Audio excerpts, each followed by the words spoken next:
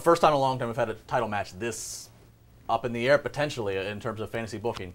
Brock Lesnar absolutely should win this. The only time WWE's ever going to have somebody with his background of legitimacy coming off beating a 20-year streak of the greatest performer ever at WrestleMania. You never get this opportunity again.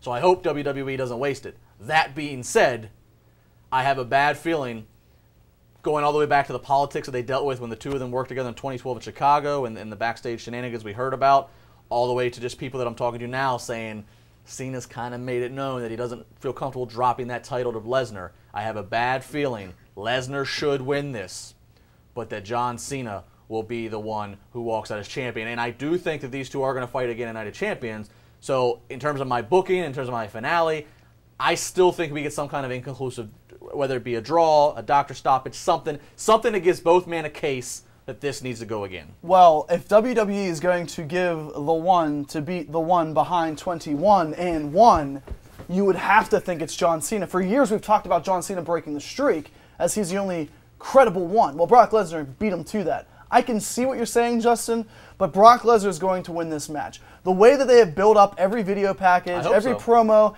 they talk about how he brutally beat down John Cena, and they kind of tell you that he lost that match. They kind of say, well, Brock Lesnar lost, but John Cena was the one who was suffering the entire match. This match, I agree. It needs to end controversially, but not with an outside interference. Somebody has to stop the match. A doctor has to come out and say, no more. Or, remember when somebody said, I guarantee John Cena does not walk out of SummerSlam as a champion? Well, Triple H guaranteed last year that Daniel Bryan didn't walk out as champion. Repeat history. It happens in professional wrestling every year.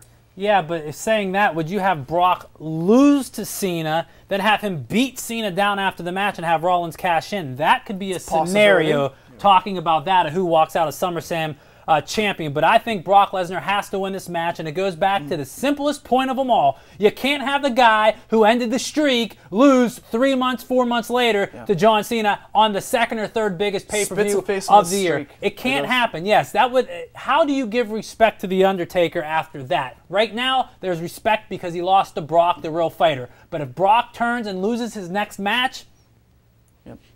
You guys took the words out of my mouth. I completely agree. You can't have the one who beat the streak lose to John Cena. It just doesn't make any sense. This is his very next match after the streak. Why would he lose that?